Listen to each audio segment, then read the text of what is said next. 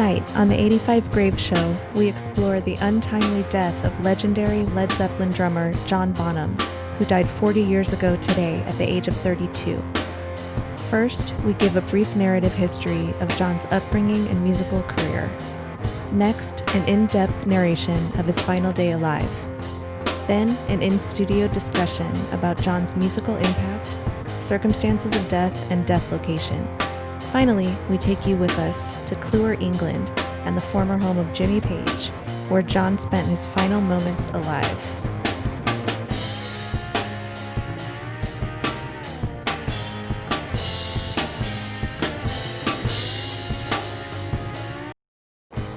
John Henry Bonham was born on May 31, 1948 in Redditch, Worcestershire, England, about 15 miles south of Birmingham. By the age of 5, he was drawn to the drums and assembled his own drum kit from household kitchen items. From the onset, he was highly influenced by now legendary jazz drummers Buddy Rich, Max Roach, and Gene Krueger. John would imitate his heroes on his makeshift drum kit. He received his first real snare drum at age 10 and his first real drum kit at age 15. In late 1963, at age 15, John joined his first musical group, the Blue Star Trio, followed by several other regional acts over the next few years, including Jerry Levine and the Avengers, Terry Webb and the Spiders, the Senators, Pat Wayne and the Beachcombers, the Nicky James Movement, Steve Brett and the Mavericks, Danny King and the Mayfair Set, A Way of Life, the Tim Rose Band, the Crawling King Snakes, which was fronted by future Led Zeppelin singer Robert Plant, and Band of Joy. Band of Joy was also often fronted by Robert Plant, who also served as the band's van driver to and from live shows. In the band A Way of Life, which John played in from 1966 through 1967, John sang vocals on the Jimi Hendrix song Hey Joe, and the band once opened for the Kinks at the Plaza in Handsworth, Birmingham. John also sang backup vocals in the Senators. A very detailed list of John's musical history can be found at www.johnbonham.co.uk. In 1967, guitarist Jimmy Page had been playing in the Yardbirds, who had been enjoying a good level of success. The band had decided to disband, but Page wanted to continue with the new lineup to complete the Yardbirds' remaining bookings before starting a new project. Jimmy and his manager went to see John play drums at a concert in North London. John was playing in the Tim Rose Band at the time and earning a decent living. Jimmy was taken by John's drumming abilities and immediately offered John a position in the project, which would temporarily be named the New Yardbirds until the remaining dates were honored. John had already begun to make a name for himself in the music scene and was beginning to field serious, higher-paying offers from the likes of Joe Cocker and Chris Farlow. Jimmy remained persistent in his pursuit of acquiring John's services until finally, John relented. The New Yardbirds, now featuring the entire Led Zeppelin lineup, completed the Yardbirds tours by mid-September 1968. It was at this time that the band adopted the new name, Led Zeppelin, and history was born. 1 month later, Led Zeppelin completed the recording of their iconic debut album in about 30 hours of studio time.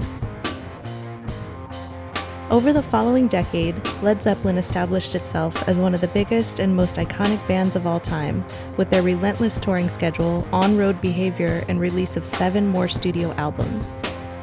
John was frequently the subject in many of the legendary tales of hotel room destruction, sexual deviancy, and power drinking. At one concert, during the transition from Jimmy Page's signature guitar solo into the song Kashmir, the song began with no drums. When Jimmy looked back to see what was going on, he found John behind the drums, sound asleep on his snare drum. Jimmy smoothly returned to extend his guitar solo, while stage crew wrestled John awake and got him sobered up enough to continue the show. John earned the nicknames The Beast and Bonzo throughout the course of his career and misadventures. Led Zeppelin's studio album list includes Led Zeppelin 1, 2, 3, and 4, Houses of the Holy, Physical Graffiti, Presence, and In Through the Outdoor. Their biggest hits include Stairway to Heaven, When the Levee Breaks, Good Times, Bad Times, Whole Lotta Love, Rock and Roll, The Immigrant Song, Dazed and Confused, Kashmir, and the song remains the same, just to name a few. John's live drum solo, Moby Dick, became legendary, sometimes lasting up to 30 minutes. During the Led Zeppelin years, John stayed active outside of the band, drumming for several other acts including Paul McCartney's Wings and a drum lineup with Keith Moon and Ringo Starr on the soundtrack of the film Son of Dracula. John also appears in the film playing drums in the fictitious Countdowns band. John married his childhood sweetheart, Pat Phillips, on February 19, 1966, after she became pregnant with their first child, a son, Jason Bonham. In 1975, they had a daughter, Zoe Bonham. John's interests outside of drumming included drag racing and motorcycle riding. John also owned an Addams Family-styled car and was often seen tooling around town in the vehicle just for fun. John was a family man at heart, and the 3 interlocking rings that became John's logo stand for the trilogy of man, woman, and child.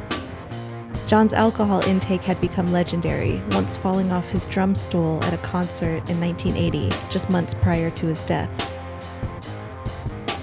In September of 1980, Led Zeppelin began rehearsals for a North American tour that was to begin in October.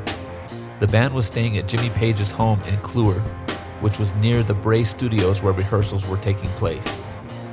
On the day of their final rehearsal, singer Robert Plant recalled an exchange between himself and John on the way to rehearsal. According to Robert, John was unhappy and stated, "I've had it with playing the drums. Everybody plays better than me," during which he ripped the sun visor from the vehicle and threw it out of the window in frustration. Robert was taken aback by the revelation and replied, "I'll tell you what, when we get to the rehearsal space, you play the drums and I will sing." On September 24, 1980, John began what would be his final drinking binge. Beginning at noon, John consumed 4 quadruple vodka screwdrivers during breakfast, equivalent to about 13 American shots of 400 to 560 milliliters each. John continued to drink heavily during rehearsals. The band concluded rehearsals late in the evening and returned to Jimmy Page's house, where John continued to drink. Finally, at midnight, after 12 hours of heavy drinking, John passed out on Jimmy's couch. Led Zeppelin assistants Rex King and Albert Hobbs took John upstairs to a bedroom so he could sleep off his drunkenness and placed him on his side using pillows for support. The following late morning on September 25, 1980, bassist John Paul Jones and Led Zeppelin tour manager Benji LaFarve decided to go up and check on John. They found John unresponsive and immediately called an ambulance. Medics arrived but stated there was nothing that could be done, and John was pronounced dead at just 32 years old. From bassist John Paul Jones, Benji and I found him. We had decided to go up and have a look at Bonzo and see how he was. We tried to wake him up. It was terrible. Then I had to tell the other 2. I had to break the news to Jimmy and Robert. It made me feel very angry at the waste of him. I can't say he was in good shape because he wasn't. There were some good moments during the last rehearsals, but then he started on the vodka. I think he had been drinking because there were some problems in his personal life, but he died because of an accident. He was laying down the wrong way, which could have happened to anybody who drank a lot. John's funeral was held on October 10, 1980, at Rushock Parish Church in Worcestershire, UK. Roughly 250 mourners attended, including family, colleagues, and fans. Paul McCartney of the Beatles had a large wreath made in John's honor for the service. The service concluded at Worcestershire Crematorium, where John was cremated. John was honored by many of his drumming peers, including legends Cozy Powell, Carmine Appice, and Phil Collins on the day of his services and for decades to come. Despite John's revelation of insecurities in his own drumming skills and suggestion that he was inferior to most current drummers on his final day, Led Zeppelin deemed John irreplaceable and issued the following statement on December 4, 1980. "We wish it to be known that the loss of our dear friend and the deep sense of undivided harmony felt by ourselves and our manager have led us to decide that we could not continue as we were. With the exception of a handful of special appearances supported by guest drummers, the band remained true to their word. proving that John Henry Bonham was indeed irreplaceable. On July 13, 1985, Led Zeppelin reunited for the first time for a special performance at the Live Aid benefit concert in Philadelphia for nearly 90,000 people. Despite having two guest drummers in Phil Collins and Tony Thompson both playing at the same time, the band was clearly missing its signature drum power, and the performance was heavily panned by fans. On May 14, 1988, Led Zeppelin performed for the Atlantic Records' 40th anniversary concert. Filling in on drums was John's son, Jason Bonham, who was quite successful at restoring most of his father's groove and power. On January 12, 1995, Led Zeppelin performed at their own induction into the Rock and Roll Hall of Fame. Jason Bonham once again sat in for his father on the first 4 songs, while drummer Michael Lee sat in for the closing song, When the Levee Breaks. John was permanently inducted into the hall on this night along with the surviving 3 members of Led Zeppelin. Jason and Zoe Bonham accepted the award on their father's behalf. On December 10, 2007, Led Zeppelin reunited once again for another tribute concert at London's famed O2 Arena. Jason Bonham once again sat in his father's place. The band sounded in top form, with Jason not only executing his father's style perfectly, but also matching John's sonic resonance by employing a signature vintage oversized Ludwig drum set and kettle drums for the performance. To date, this remains the final appearance of Led Zeppelin. On June 16, 2007, John was honored with a plaque to commemorate the home he was born in his hometown of Redditch. On May 31, 2018, which would have been John's 70th birthday, a memorial statue was raised in John's hometown of Redditch. John's legacy has remained solidified in the 4 decades following his death. In 2005, Ludwig reissued John Bonham drum sets, which sold very well. Many modern drummers still credit John Bonham as a serious influence on either their playing or as a pioneer of their drumming style. In April 2016, John Bonham was named Best Drummer of All Time in Rolling Stone's list of top 100 drummers of all time.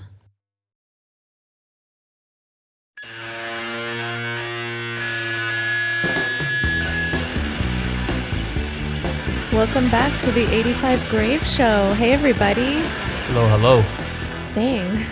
Been a Missed minute, you guys. right? Yeah. We've been working, though. Yeah, we've been working. We've been building on the studio. We've both been busy with our jobs. I've been in school, been on tour. Not much, though, this year. Nope. The Rona. But the last tour I did, which was in January, enabled this episode. Yes. Right? Yes. So, nice Guts hat you got there. Yes. I got my Guts beanie. I love it. See, these are the homies. See, this is what's up. Like, the Guts guys, and I think they got a girl with them now. Is she? Well, I haven't heard her on the episode yet, but I haven't heard a few of the, some of the recent ones. Yep. So they're the best, man. Guys and gals. Yeah, they keep our name out there when we're not doing shit. You know? They're so cool. Yeah, they're so cool. Always you guys have to love. check them out. Yeah, definitely check them out. But we're going to get out there. We planned it like 3 different months, and every time we get ready to go out there to Texas, there's some kind of issue. You know? Yeah, like travel bans and that, and our car rental problems. Oh my God, we'll get down there, you guys. Yeah, we'll get down there. We want to meet you guys, hang out, and we're gonna do a dual episode with those guys. Yes. So. But anyway, we're here for John Bonham tonight. After midnight is going to be the 40-year anniversary of when he passed away. R.I.P. Yeah, that's crazy. If you think about, like, it was Bon Scott, John Bonham. I know they sound so much alike. You're like, wait, who's who? Like, yeah, and because we already did the Bon Scott episode, but he died the same year, and it was kind of the same circumstances. Boozing it up. Yeah. Drank too much. And like choked on vomit. His own vomit, yeah. So that's, everybody's heard those stories, and I think that that old precaution for everybody to if somebody passes out, don't let them sleep on their back. Yep. That probably comes from these two guys. John Bonham. It probably does. And Bon Scott, because Yeah. in 1 year, 2 dudes died, and they were seriously like, I can't. Like legendary. Oh, they were huge. You know, both bands. I mean, Led Zeppelin just quit after John died. Yep. You know, They never I mean, got anybody else. Yeah, they didn't even bother. They were like, Wow. They were like, there's no way. But both guys died like that in the same year, within maybe 30 miles apart of each other. I mean, I went to both Damn. places, you know, and one was at the beginning of the trip, and then I went somewhere else to do something for another episode that will be coming next month, God A willing. little teaser? Yeah, right. Little teaser? And then went to John Bonham's house the day that I was flying back. Oh my gosh. And that was fucking stressful because, you know, I don't know how to drive out there that well. I was in a rental car. Our friend Tess was with us, with me, you know, still. Like, you know, she did some of the filming of the location. We went to Jimmy Page's house, of course, where John Bonham passed away. But I don't know, the thing that strikes me most about John Bonham is, like, you know, I'm a drummer, so I've always known who he was. I wasn't like always like real big. I tried to get into Led Zeppelin when I was in high school, you know, because, you know, you're trying to find yourself, you're trying to find your little niche, you know, and you want to do. Led Zeppelin was before my time, but they were, you know, that's a timeless band. Yeah. So, but I never, you know, I've never tried to play that kind of music. You know, I always played heavier, faster music than that, so I always overlooked it until me and, you know, my friend Dan Palmer from Death by Stereo needed to recreate some of the music for this show. And when I went to learn how to play it, because I'm not just going to sit there and just play along and carry the beat. I wanted to know what he was doing. Yeah. And of course, this guy, you know, John Bonham was a jazz-influenced drummer. And jazz-influenced drummers, you can't fake that. Ah. It's, you know, really like high skill. Oh my God, yeah. And to them, it's effortless. But you heard me in there. You heard me in there getting pissed off, frustrated, because I'm trying to learn these little slow beats, and it's like when I started playing drums. Right. Back to the beginning. Yeah, it was like, that's how I felt. I felt like a complete loser, man. Like, wow. Like, I mean, you sounded good to me. I would be embarrassed if my neighbors knew that I was a real drummer and they heard that. You know what I mean?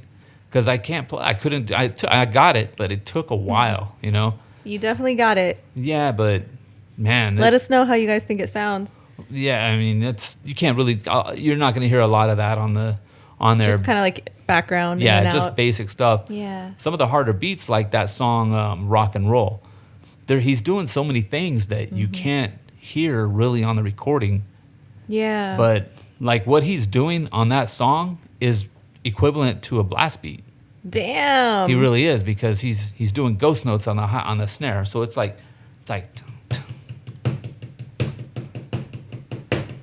he's just accenting the fourth note. Oh, but that's a ghost note? Yeah. For people out there who are not drummers, hello? It's called a ghost note on the snare. So he's tapping it, you know, lightly. But if he was hitting it hard, that song would be like this. Okay. That's how he's playing his snare the whole time. So he's like doing the action just a little lighter, so it just... Yeah. And that's even harder, because if you're doing blast beats, you can just open up and just grind it out and clinch down if you're not super skilled at it like me.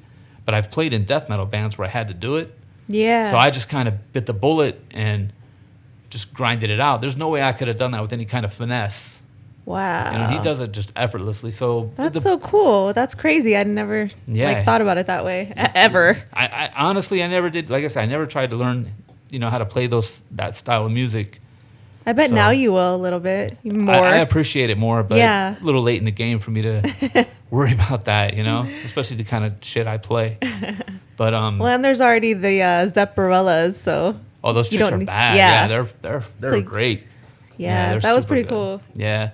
And then he also invented what's called the triplet on the kick drum. So it sounds he does a thing where it sounds like what people do nowadays with 2 kick drums. He was doing it with 1. Oh shit! Not steady for a long time, but accents. And he used a 26-inch kick drum. So what I have in there is a 24, which is too big. Yeah, already. That's pretty big. Yeah. And you got to hit it hard to get a sound out of it. He was playing a 26-inch kick drum, and it was thunderous. Wow. So the dude hit like a monster. He has that song called Four Sticks, or Led Zeppelin, that song. Yeah. And I was, they got all this weird lyrics and shit. I was kind of intrigued about what that meant, but I didn't have time to look it up for a while. And all it meant was the fucking guy was using 4 drumsticks. What? 2 drumsticks, 2 in each hand. That's why, real. That's real. Oh my God. That's why, and he's doing this off this weird beat. I should put a video up of me trying to learn it because I tried to record it and I just got pissed off. Yeah, you should. It's not hard. Once you get it, it's not. It's just all technique. And wow. He does a lot of things where, like, if I'm doing something, like my right hand and my right foot are kind of syncopated, and everything I do is kind of basic like that. I'm just very fast. Yeah. So you can't really tell. And I do a lot of my fill-ins with my feet. Oh, okay. And it sounds like I got super fast hands, but I don't. I just know how to blend it all together. Why are you giving everyone your secrets? I don't care. It's all right. It's all good. You're badass. I mean, I thought I was until this fucking guy. You know what I mean? He fucking now took you it's down. just like, all right, take what little crap I've learned and do whatever, because this dude started it all, really. Like, not all, but he's dope. He's insane, man. He died way too young. Well, he died young, but the crazy part about it was the part where the last rehearsal they had, him and the singer Robert Plant, they were riding together in the car, and John Bonham was already started drinking because he drank really heavy the day he died, like vodka. Yeah, like insane amounts of vodka. I'm sure it was like 40 equivalent to 40 shots. Equivalent to it, yeah, but it was something probably, like that. Yeah, it was some ridiculous amount, and and I read that. If you don't want to try to compare the liters and whatever it is that to our amounts, they said that the recommended for a male of his weight maximum for the day would have been 6 counts. They called it counts, and he had over 40. Oh shit! So that's that's 6, like 7. That's like 7 times it's what's considered a dangerous amount to drink. He drank 7 times that. Wow. Yeah. And who knows? Like, did they find drugs too, or was he not really a drug user? There was no drug. He had overcame heroin recently. Wow. Before that. Yeah, I just read this. I don't. Yeah, I mean. But he they found no recreational drugs in his body. It was just alcohol. But on that drive to the last rehearsal, he told Robert Plant. Yeah. He was really frustrated, and he tore the visor off the car and threw it out the window. And he said, I've had it with playing drums. Like he didn't want to play. He said, everybody plays better than me. And he was probably talking about like Keith Moon from The Who, the guys from his era. That's sad. Yeah, and it's always the humble people like that think they're shit. Yeah, he didn't even know how badass he was, apparently at all. Not. It's 40 years later, and people like who are considered good drummers can't even play his shit. I don't want to put myself in that. I don't want to say that about myself, but there are a lot of people that would say, oh yeah, that dude's a very competent drummer. Yeah, fuck yeah. But for me to sit in there and not even be able, like, it took, I spent hours just trying to get a couple of his beats, and it was frustrating. It's like, fuck, man, I thought I really knew how to play, and but then again, it's like I said. Well, but you don't have to know how to play every style to be a great drummer. I mean, to be a great drummer, yes, I think you do. Well-rounded. To be a great hardcore drummer, that's a whole different situation, That's like saying, oh, that's a great punk rock guitar player. He can play those 3 chords fucking fantastic, But this dude was just amazing. Yeah. Luckily, on the recordings we did, Dan, he's the man. He did I can't believe he did this. He did the guitar and the bass. That is insane. Yeah. Thank you, Dan. Seriously. Yeah, he's the man. That's so cool. So luckily his playing covers up my shit. Oh my God. I got it. Don't get me wrong. I got it, but and that's only like just getting his technique down is one thing. Getting his tone is another thing. Right. He played so fucking hard. Like when I get recorded, there's a mic in every drum. Mm-hmm. There's one on every cymbal, every hi-hat. There's a million microphones all over the kit. They were able to record his with a few mics, and I know they kind of did that a lot back then. Yeah. But he played so fucking hard, and so accurately, and so precise. They just needed to mic the room, and all that shit. But listen to his snare drum; it's ridiculous. How insanely awesome his snare drum sounds, and that's his technique. You know, Oh, I shit. could go and sit on his exact drum sets and those mics, and it's not going to sound like that. Yeah. And I had a hard time doing that. My snare drum sounded really thin, and I just couldn't get it to sound like that because I don't hit like him. I hit hard, but I don't hit like he does. And he knew how to tune his drums and stuff. And he had oversized drums, and he knew where to hit them and how to hit them and when to hit them. And he was a master. He's an absolute master drummer. And 40 years later, people were still In awe of the guy. And he died thinking that he was sucked. washed up and that he sucked. Yeah, Ugh, and that's that just sucks, man. yeah, it's terrible. So, and you've seen, we watched all the Led Zeppelin reunion shows. Yeah. And the closest, his son got close to it. Jason Bonham. Yeah. He got close and he did well, Yeah. but he didn't. It's not quite the same. The most recent one they did was 2007, and in that one he sounded. That's as close to Bonham as You're gonna get that I heard. Yeah. And you look at like their first time they came back, they had Phil Collins and Tony Thompson. I don't know who Tony Thompson is, but Phil Collins, I was gonna everybody ask knows you. who that is. Yeah, he's obviously some famous, insanely skilled drummer. To be up there with them, he's a badass drummer. There's Yeah, no for question. sure. Whoever you are, you're cool. Yeah, there's no way around him being an insanely badass drummer. But we know Phil Collins is a great drummer. Yeah, for sure. So, and they sounded like trash. And they were both playing at the same time. That both drummers didn't sound nearly good enough. But of course, Led Zeppelin sounded like absolute shit that night too, or that day. They were just, that was bad. But, bad day. But I think they didn't try. I think they probably didn't take it like they said no more. They don't consider themselves Led Zeppelin anymore. They never did after John Bonham died.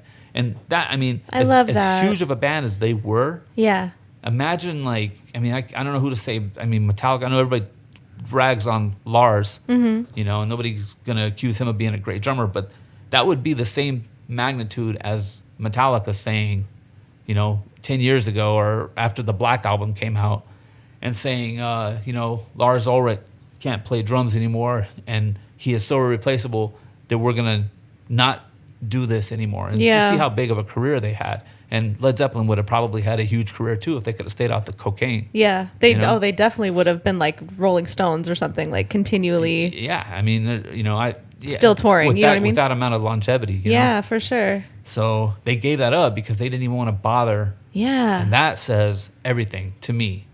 Wow. Yeah. The band couldn't even, now I understand why. There's drummers now, because if you go on YouTube and watch some of the drummers playing, they can play just like him. But that's probably all they do.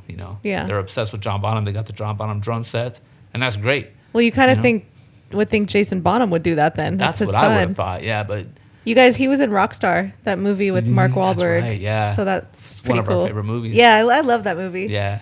Yeah, he was the drummer in Steel Dragon. Yeah. So Mark Wahlberg, if you're out there listening, we'd love to have you on the podcast. Who, Mark Wahlberg? Yeah, why not? And Jason Bonham. Hey, how about, talk about the movie. Yeah. Of course. I'm just being an asshole. I know. Why don't we get fucking whoever? Why don't we just get fucking Pink in here to be on here too, or whoever? Pink, sure, and Carrie Hart for sure. Hey, fuck it, man. They're dope. I think they actually live in Vegas. Oh yeah. Anyway, right. off subject. But John Bonham, man, amazing drummer. Yeah. Died way too young. The band couldn't play without him. Yeah. That. It's kind of respectful. That's cool. They did that. It's super respectful. Yeah. And they went and they had other projects. Even the main guys is going to be the singer and the guitar player. Mm-hmm. The bass player, who was probably actually the best musician of them all. And the drummer. Mm-hmm.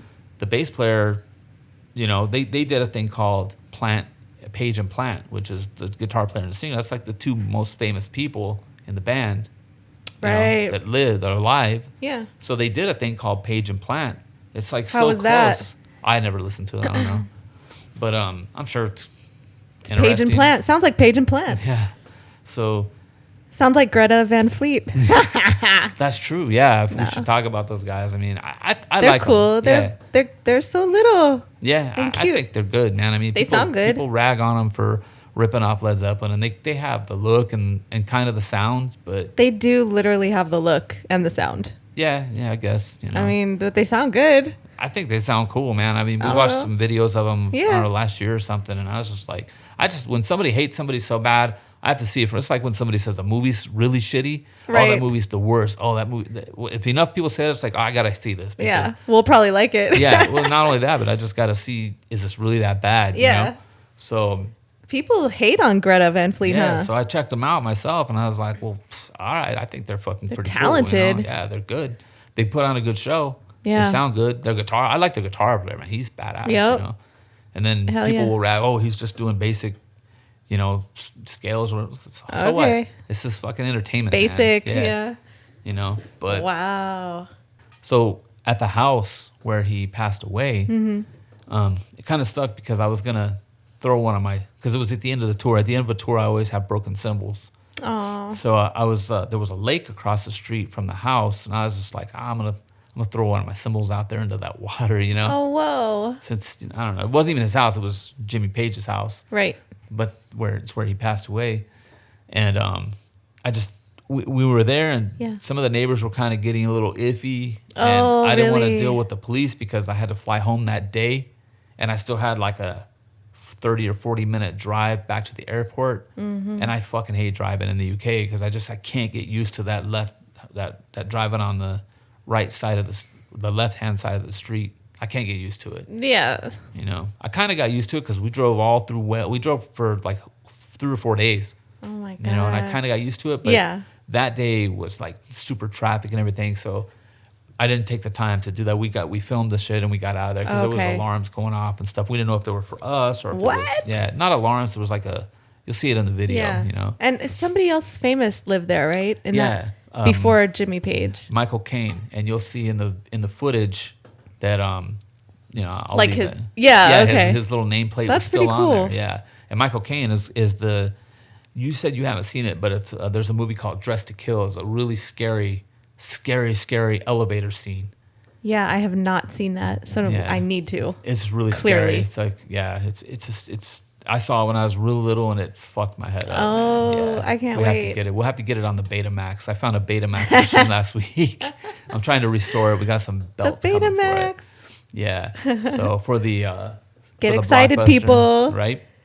So Can they see the Blockbuster? Yeah, I guess a little bit. Maybe a little bit, but it's not really finished. It's not done. Yeah, So it's I don't work have in it- progress. Yeah, I don't have the cameras really accenting it, Okay, but gotcha. it's there. So No Stairway to Heaven. yeah, that's right. We were gonna make that sign from Wayne's World. Yeah, I forgot about that. We were gonna Anyway, put that that's so up. funny. Yeah, that is funny. So yeah, that's another thing. People who don't know who, you know, Led Zeppelin is, or I'm sure everybody's heard the name, but Yeah. you may not connect it to what songs they had. That was like, you know, Stairway to Heaven was the one that everybody would probably know. For sure. You know, and If that's you don't know that, I mean, and that's we John can't Bonham. help you. Any recording of Led Zeppelin is John Bonham because Yeah. again, they wouldn't play without him. Yeah. So it was a trip to be there where he passed away, and it turned out Jimmy Page owned that house twice. You know, What? I don't know. You buy What a a house, maniac. You own it, you sell it, and then you buy it later again. Oh, God. It must really. It was a cool house. We couldn't get in I it. guess of course. it must be really cool to buy it twice. It's cool because it was like it's kind of by the airport, which for a musician that's fucking perfect. Yeah, you know? he's always going You're on right tour, there, doing yeah. whatever. Yeah, traveling. I mean that's ideal to be as close to an airport as you can. And it was in this like weird little neighborhood, and it was at the end of a cul-de-sac, so you wouldn't get to his house unless you were going to his house. Oh, you know? that's cool. Yeah, Which I'm sure some a lot privacy. of people do. There's probably gonna be a lot of people there today. Or, Was it you know, gated, or was it gated at all? his property is. Yeah. Not the neighborhood. They don't do that shit out there. Yeah. Yeah, I bet it will be crowded. People like maybe dropping off, I don't know, making a memorial, doing whatever. Well, it'll be tonight. Yeah. You know, so the night he passed away, and we already narrated this, but he he drank till about midnight, then he passed out, then they put him upstairs and went to sleep. So it was just right after midnight. So, you know, On the 25th. because so Yep. that's tonight. Technically that's tonight. when he Right. passed away. You know. Wow. So that's about it for everything I can That's think of to talk crazy. about. Yeah, no, that's a good little tidbit. A lot of tidbits. Yeah, I don't want to keep on the people drum too stuff long because, this is not a. I want to let people see the footage. Yes. Yeah, And, that's gonna be cool. We have a couple more episodes coming up that we're already in the process of. Already working on. Yep. Yeah, we had a nice break, but we were active. We were working on. Yeah. We always say that, but we're always active. I know. We're always, even if Call we're us out on our bullshit, you guys. It's not bullshit though, because we're always working on stuff. Yeah, we are. It's just that we can't always. We're not always in the mood to film, and I'm not always home at the right time to do it. Yeah, exactly. So, exactly. but we'll get them in. We'll get them in. Yeah, we'll get them in. We got a lot coming in. There's supposed to be the horror festival, horror convention is supposed to open up. There's one soon. Yeah, there's one in a few weeks. Yeah, we'll see. If we're that's planning to go, but yeah, we'll see if it really happens. It's already postponed twice. Yeah, there's still the limitations on numbers and stuff. So we're waiting to do. We were gonna do a specific episode in the middle of summer. Oh yeah. When because we were gonna do it right when I got home was when this convention was supposed to happen. Then it got postponed to the middle of summer. It's all right, well, let's wait because I really wanted to get an interview with somebody if I can get it from him. I wanted to get an interview of the person that's in the movie that we're about to do the episode on. So then it got postponed again. Now it got postponed till a few weeks from now. If it gets postponed again, or if he doesn't show up, we'll just do it. We'll just have to do it. Yeah, we'll just do the episode. So I would expect, we'll have a couple of episodes out here in the next month. Plus the next true crime is coming. Yeah, working on that. Stick with us, you guys. We got some cool shit coming. Yeah, there's a lot. We've worked on a lot, and we've done a lot of traveling, a lot of recording, and our goal is to be more consistent for sure. But we'll see. No promises. Never know what happens. They shut us down. They shut my business down. The city shut everyone's businesses down. So then I decided, well, I wasn't going to go broke from that. I wasn't worried about that. But I don't want to get caught in that situation again in 2024 when they come up with another reason to shut everything down because that worked really well. I think it's mostly about the election. So they're going to for sure do it again the next time. So I want to have a second business where it's essential. Right. Quote unquote essential. Yeah, for sure. So that's what I've been doing all summer, and I got it done. But that took up a lot of my nights. Yeah. Not to make too many excuses. They'll understand. You guys understand. We could easily put out a bunch more episodes, but I gotta have the production. I gotta have it. Yep. And this room is still a work in progress too. So every episode there'll be different stuff. So the big one that's gonna come up is going to be, I'm not gonna say what it is or when it is because that'll kind of give it away. But there's an update on the Razzle episode, and we're not doing that because it was a big hit. It's got almost 300,000 views. It's not about that. We're doing it because some new information has come up, and somebody who was there at the party that night, I'm not going to say who, but somebody was there at the party, and they're willing to come. They're going to go back to the place with us and explain everything. That's going to be dope. A lot of people in that episode were bitching about, that's not a Ford Pantera or something like that. Mm-hmm. But it was a fucking Ford Pantera, and this guy is going to explain why, because he sees the comments and he messages me and he's like, hey, there's another idiot saying because it's technically not a Ford. Yeah. But Vince Neil called it that, and that's why we called it that. And the reason he called it that is because, well, you'll see. Yeah. Let's Yeah. We don't want to give too much away, right? Yeah. So it's somebody very close. I don't want to say it because everybody's going to start speculating who it is. But yeah. And I don't want to spook the dude to where he doesn't do it. But he hit me up, Yep. So for sure, that's coming up. There'll be a lot of episodes before the end of the year, hopefully. Definitely some big ones. Maybe not a lot, but it's some big ones. So, all right, y'all. Have a good night. We'll talk to you soon. And thanks for tuning in. Listen to some Led Zeppelin tonight. No Stairway to Heaven, though. No Stairway to Heaven. That's a sad song. It's just a weird, creepy song. After about 20,000 times you hear it, it never leaves your brain, and you don't want that going on. So, but we're going to play it here. It's about to play right now. Hell yeah. But listen to some Led Zeppelin, do some research on John Bonham. Honor the man because he started a lot of this. He is the reason a lot of your favorite drummers play the way they do, I promise you. That's cool. Cool. Until next time, we'll see you see you later. In a few weeks. Peace.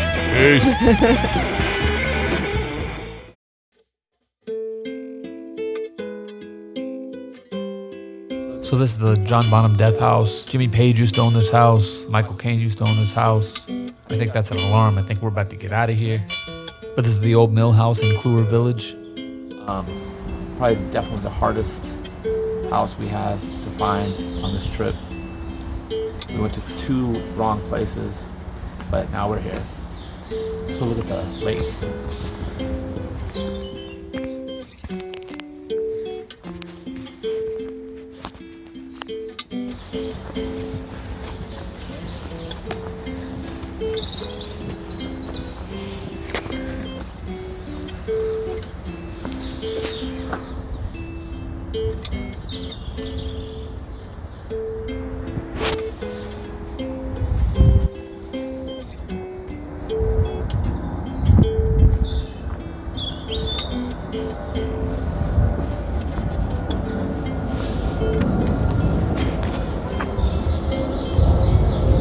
Super cool.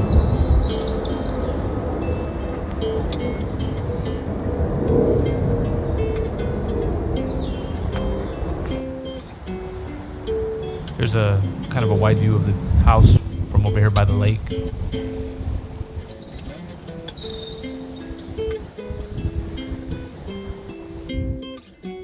It was probably one of these upstairs rooms where John passed away.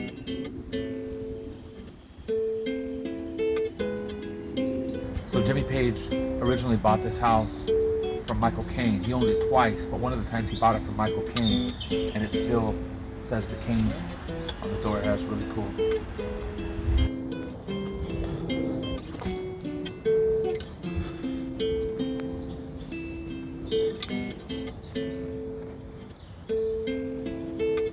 This is very invasive.